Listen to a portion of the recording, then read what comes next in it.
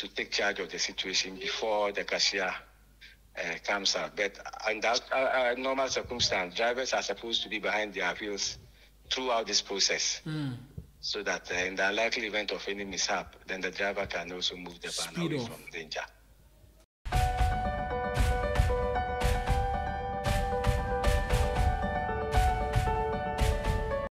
Hello there, good morning. Welcome to yet another exciting edition of Let's Talk Ghana here on Studios 2 Television. It's a Friday edition, means the weekend is here and we can begin to think of de-stressing from a really tough week. Coming up on today's edition of the show though, police on manhunt for 4 individuals who shot and killed a police officer in another bullion van robbery incident at Ablekuma fanmilk here in Accra. We get details including exclusive footages, CCTV footages in high definition, which we have secured here at Studios 2 Television, plus engage security analysts and get the perspective of the Bullion Van Association shortly for you. And much later, the floods are here again. They're wreaking havoc across the country. We get perspective from parts of the capital for you and also in the eastern region where there's been devastation all across. And then we take you to Parliament where the MPs are threatening to have the ministers in charge of desilting and taking care of the situation so that floods do not affect us appear before them. Stay with us. This is Let's Talk Ghana. When we return, we delve into the matters. Stay.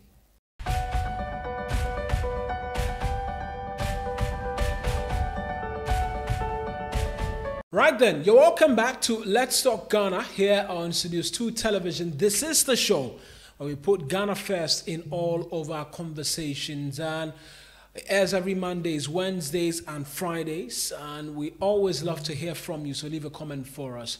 We're starting on rather unfortunate news, and the news which began to come around somewhere yesterday in the late afternoons where 4 armed robbers on a motorbike attacked another bullion van, robbing them and killing a police officer. The video is a bit worrying, but we've procured exclusive content HD from the surveillance footages at Star Oil fuel station at Ablekuma fanmilk where the incident occurred. Let's just go take a look, see exactly for ourselves what happened. We return and then we have a conversation.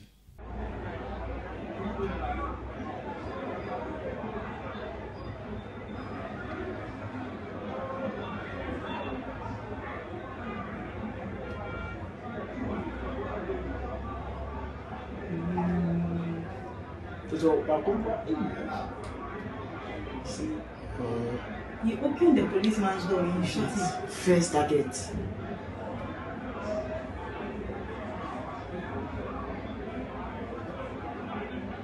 Yeah, they took his gun. They took his gun. So that was the person who ran.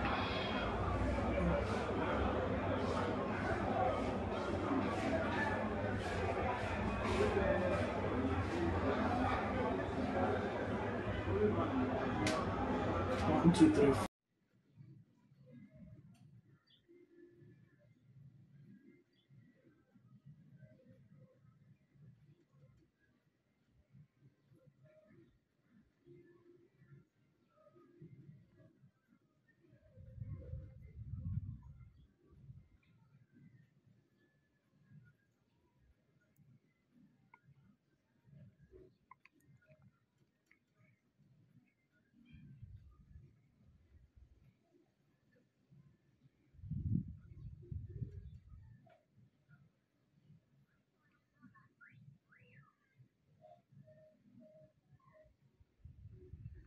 Right, pretty unfortunate, those scenes that we're seeing in the video. And it's not the first time, really, where an incident of such a nature has happened. The one that readily comes to mind, which brought about the conversations on bullion vans and the need to have them transformed, was what happened in 2021 at Adedinkpo, where a police officer was also killed in similar style. They attacked him from the front row, shot and killed him with a number of rounds. This one, they entered, began to fire warning shots. You see, someone quickly reversed their vehicles and sped out of the fuel station, had attendants running helter-skelter and the likes. And it's pretty worrying. But the bit about bullion vans and the conversation as to why they continue to transport money in that style is one that we'll get into shortly. But security analyst Emmanuel Kutin has been reacting to this development, and he, amongst many things, makes the argument that there should be a review of the use of motorbikes, because for far too many times they have become a conduit for which armed robbers attack unsuspecting suspects or individuals and do away with them, make away with their monies, kill them sometimes, and it's a really brisk way to escape. Let's just hear from Emmanuel Kutin, then we'll return to the bullion van conversation. So that's why I spoke about policy failure. The implementation is always the challenge. And I think it's about time these companies are taking on. Like in this specific case, we have the casualty. I think the full rigors of the law should apply. To me, it was an illegality to even begin with by the company conveying the money. But you can also argue that if these companies didn't meet the specification as spelled out by the IGP, what business did the police personnel even have sitting in this kind of vehicles and doing the activities they do, putting themselves in harm's way? You recall the IGP even gave specific directives about wearing of cams on their uniforms and things in such operations. Those things are always political talk. And let's come to the use of motorbikes in this country. If you look at the law does not allow that. But because of political expediency, when they made noise about the legalization of Okada, and a group was formed, and they felt that they could get some political benefit, they allowed it. And even look at the police as we speak today. The police are using motorbikes everywhere. Good as it may be in terms of visibility and curbing crimes, these are the unintended consequences of policies if we don't think through them properly. So, as always, Alfred, it is politics. And until we live beyond politics and look at the law and the application of it, the spirit to the letter, we will continue to have this kind of challenges. Emmanuel Kutin there providing those perspectives to the latest robbery incident that we've witnessed. Let's get into the leg of bullion vans and when really we'll begin to see an end to monies being cutted in this particular style. Even the questions that have come up is why the bullion van is stopping in the first place at a fuel station. It should be heading straight from wherever it took the money to a final destination. There shouldn't be room for stops anywhere. But that's a conversation for later, as the concerns as to when banks will procure bullion vans and stop this makeshift vehicles and its usage, when will it end, is what we're getting into. Let's just walk listeners through a quick timeline as to how far we've come in relation to this conversation. So the Bank of Ghana in 2020, in December, issued a statement where they, amongst many other things, set the 1st of July 2023 as deadline for banks to procure bullion vans to ensure the cutting of their monies. But as it will happen in 2021, there was that unfortunate incident at Adedinkpo, which resulted in the police announcing a June 21 deadline, to which they said that if banks did not have these bullion vans, they weren't going to provide police escort. That deadline elapsed and the banks didn't have the bullion vans. So what did the Bank of Ghana resolve to do? It decided that it would offer the banks its bullion vans to cut monies so that there will be protection for the sums of money being moved, and then the personnel and individuals on board as well. It appears that has not been the case, as the July 1st deadline is still in effect. It hasn't elapsed just as yet. As to whether or not in the next less than 10 days really, these banks can procure bullion vans is another thing that we'll get into. But Alhaji Idi Sumaila is the president of the Bullion Van Association. Let's get on the telephone lines with him. Pick his thoughts as to exactly what has happened and what the position of the association is. Have they procured these bullion vans? Let's get some answers. All right, Alhaji, let's start off with reactions to this latest incident and what you make of it. Thank you so much, and good evening to your listeners. In fact, let me first of all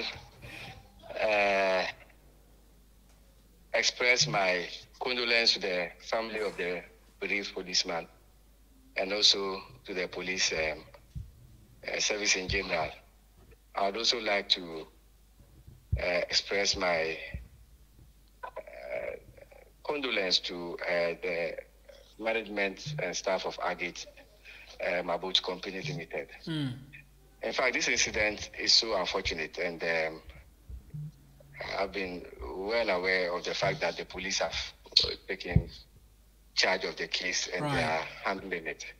So for now, we would like to all hold our peace, expecting the outcome of the police investigation.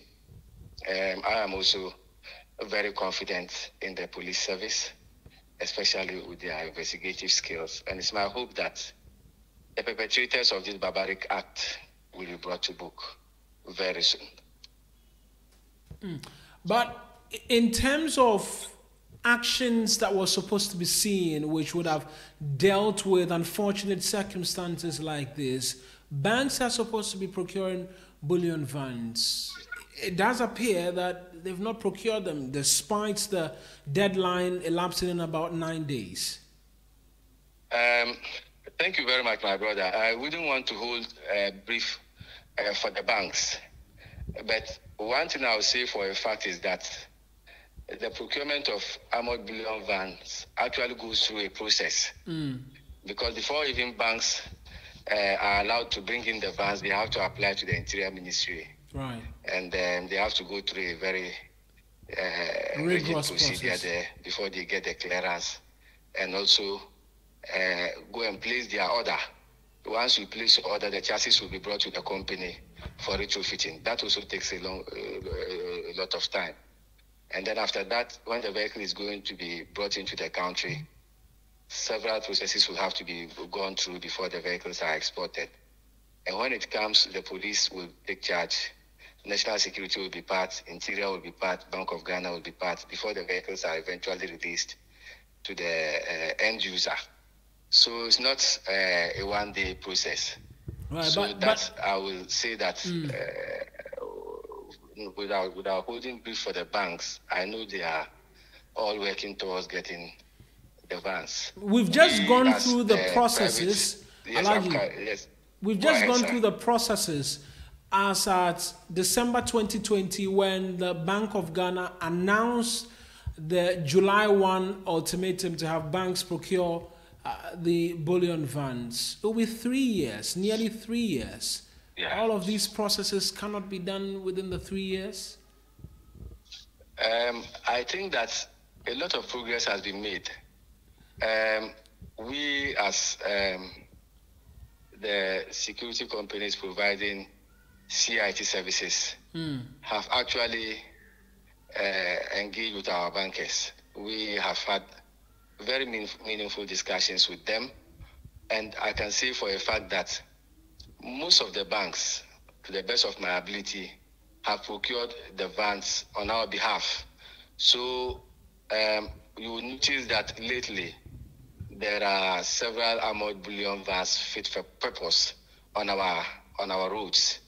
The reason why we haven't gone fully armored is because of the 1st July deadline.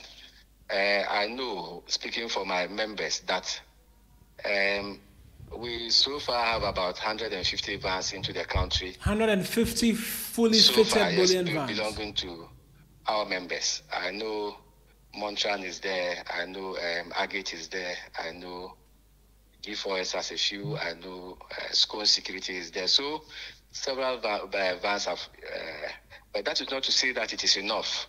We are still working with the relevant stakeholders to bring in the rest of the vans. So that is what I can say for now. But you would also realize that as part of the progress, most of the banks have started using the vans on our roads. We are also working towards best practice. Right. So the next phase of the program is to make sure we procure bulletproof vests for the occupants of the vans. Let me also commend the Bank of Ghana. Let me commend the Ghana Police Service and the Interior Ministry for a good work done. Right. At least they've supported us all through Right. this process. We'll get into the commendation, but this recent incident, you've mentioned quite a number of security agencies which are your members. Was this bullion van or makeshift van that we saw members that you know of? Are they a part of the Bullion Van Association? Of course, yes. The van belongs to Agate Mabut Company Limited, and Agate is a strong member of our association. One thing I can say for a fact, not to justify the usage of the soft skin, but is that they have been in touch with the bank they are currently working for to finalize contract arrangements and also the pricing to be able to deploy their armored bullion vans. You know, these vans are very expensive equipment. And once you don't have an agreed fixed price for the vans, which of course is far higher than the prices the banks pay for the soft skin, then deploying it becomes problematic, because we have gone through banks to take huge sums of money at very good interest rates to be able to bring the vans. So once you start deploying the vans without charging the adequate and requisite prices to be able to work with, then you are in trouble. So in this case, yes, the failure to negotiate a fair enough price meant that one of your members was still using the soft skin. That's a technical term that you use. Yes, because you see, the soft skin has not been outlawed yet. So it is not until 1st July. We cannot say they have not gone in line with the directive of the Bank of Ghana.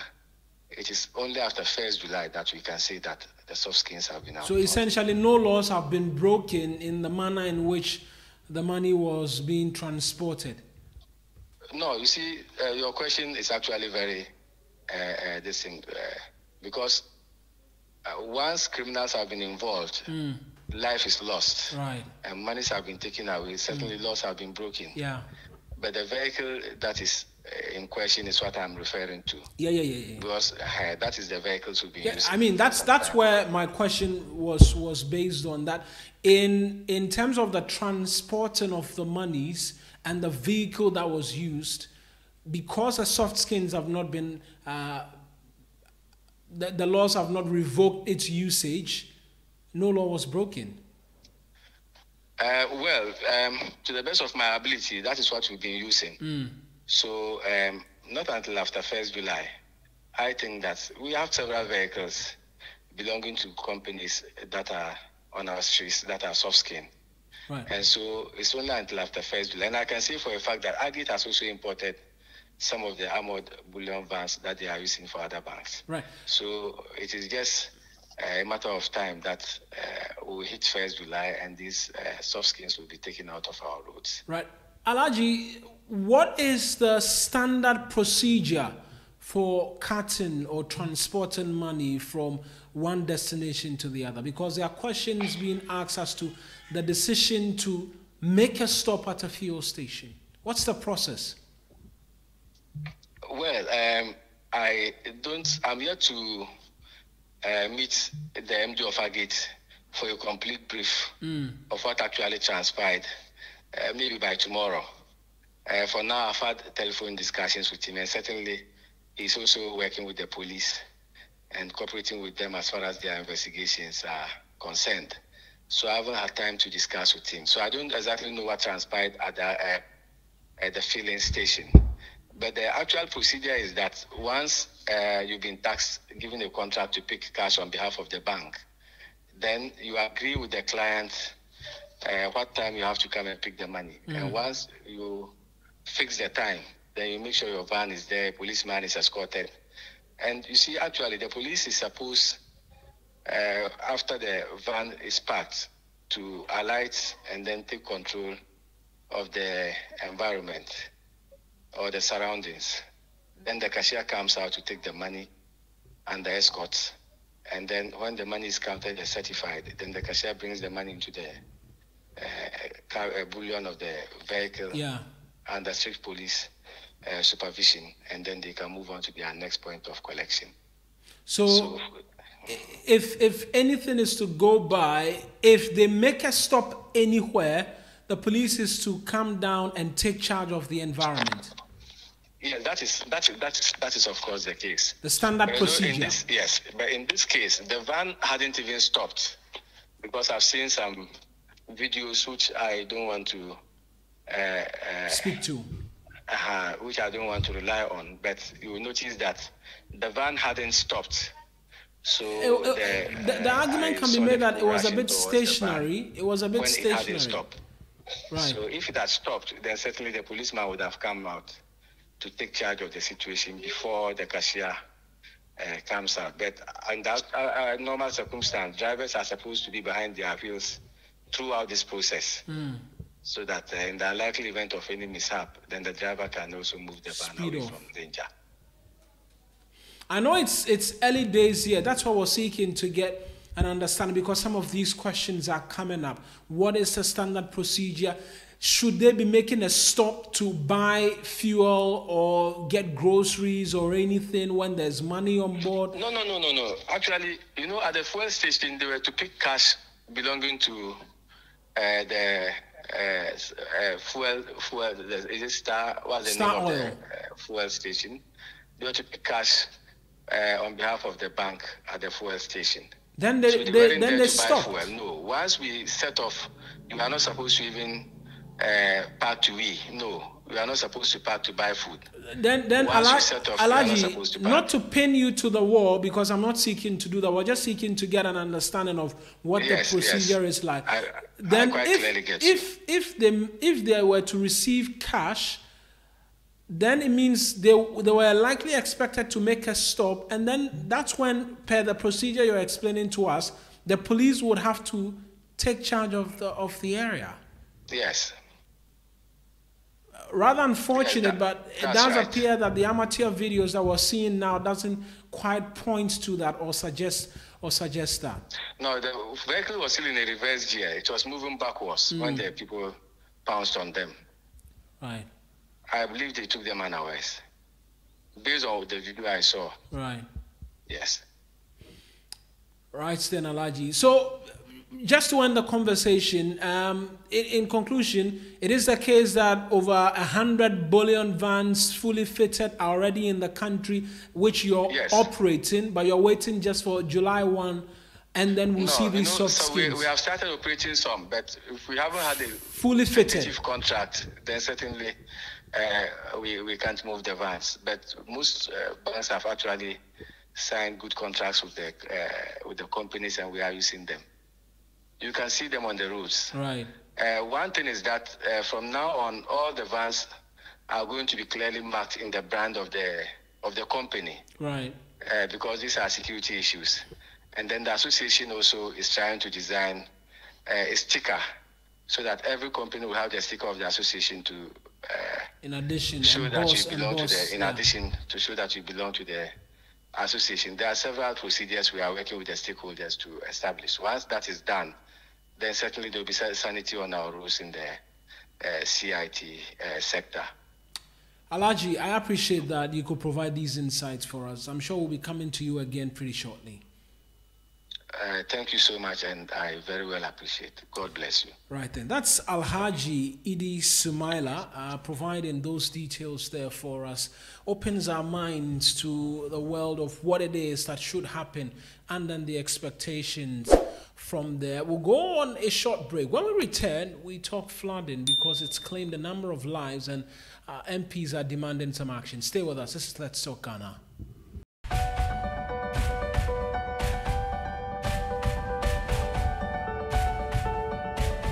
Right then, you're welcome back to Let's Talk Ghana here on Studios 2 Television, airing live on Facebook as well as on YouTube. Let's get into the second conversation. And floods wreaked havoc all across major parts of the country in the Ashanti region, Kumasi to be specific. 4 persons are feared to have died as a result of the floods.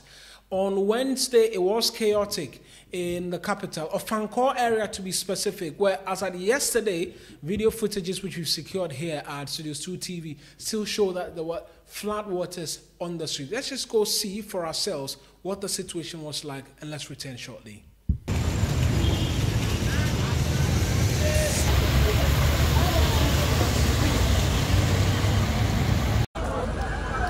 Waka untibi mabi waka.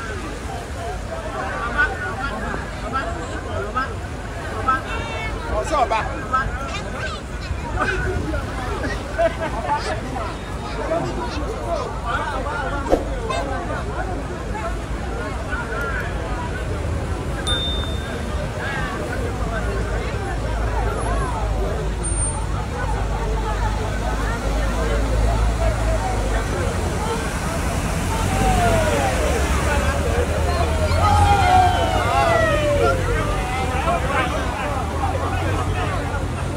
Right then, and so the development has resurrected the conversation of what really the sector agencies or the sector ministries responsible are doing to address the issue. It became a topic on the floor of Parliament and was debated with a decision to have the ministers appear before the House. Here's what transpired on the floor of Parliament. You yourself have been credited in the past for being a minister when you were the Works and Housing Minister, for spearheading aggressive desilting of our major drains in Accra. We are told currently that for the past 3 years, there hasn't been any major desilting of the major drains in Accra. And that is why I feel it is very important for the minister to apprise us. More often than not, it occurs, the matters occur, and then we tend to call on Speaker Your Good Self to make a referral, or rather expect the minister, the sector minister, to be called upon the House to apprise the House. And so what? It's high time we got our committee leaders also get a bit proactive.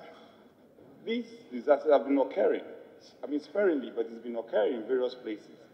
We expected the Committee on Works and Housing to at least by now start visiting some of these places and also coming to brief the House. 25 responsible for works and housing be programmed by the business committee to appear before the House together with the Minister for Finance and to give us a brief on action being taken to make this a thing of the past. And so we expect that latest before the end of next week, these ministers should appear before us. If the substantive minister is not there, there is a minister of state at the Ministry of Finance who could come to represent him. All right then, details from the floor of the House as you have it. That's how we'll end today's edition of Let's Talk Ghana here on Studios 2 Television. On Monday, we return with another exciting edition of the show. I am Eric Mawenegbeta. The weekend is here. Enjoy it and keep safe. Goodbye.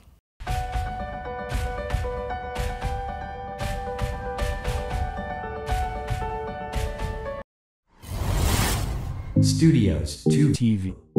The truth is here in your eyes.